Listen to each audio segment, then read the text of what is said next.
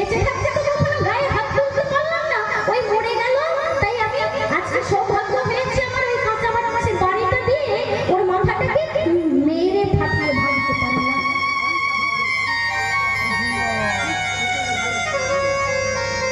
সংসারে দুঃখ কষ্ট আছে, যদি দুঃখটাও কষ্টটাও তুমি যদি তোমার আপনজনকে বলো, সেই আপনজন তোমায় এমন আঘাত করবে না, তুমি সেই আঘাতকে কাউকে বলতে পারবে না। কিন্তু তুমি আপনজনকে বলা ছেড়ে দিয়ে যদি গোবিন্দ চরণে গিয়ে একটু বলতে পারো, হে গোবিন্দ আমি কষ্ট পেয়েছি, তুমি আমার হয়ে তুমি বিচার করো।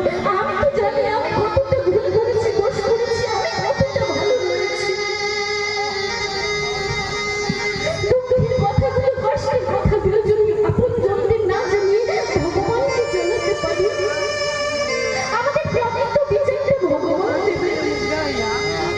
তুমি চুরি করেছো তার সাক্ষী রয়েছে ভগবান, তুমি ভালো কাজ করেছো তার সাক্ষী রয়েছে ভগবান।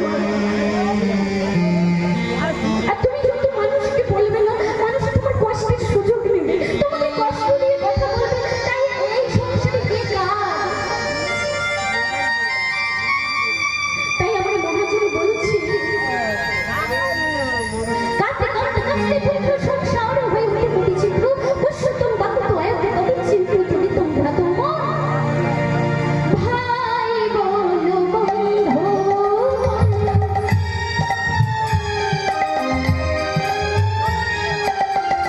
কেউ তুলতার হয় ভাই বোন বন্ধু কেউ দু চার দিনের দেখাশোনা পথের পরিচয় উজ্জ্বল দিনের দেখাশোনা পথে দু চার দিনের দেখাশোনা পথের পরিচয় উজ্জ্বল দিনের দেখাশোনা পথে কেউ তো মনে রে, কেউ তো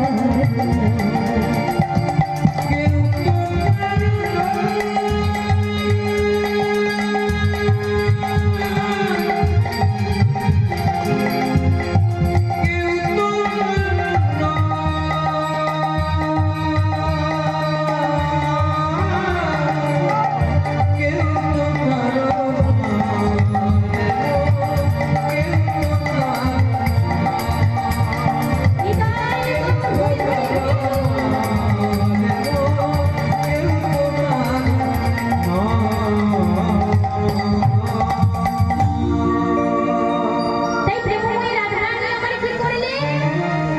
আজকে ননদকে ডেকে বলছে শ্যাম দিনের জীবন মরণে বন্ধু নাই মূর্তি।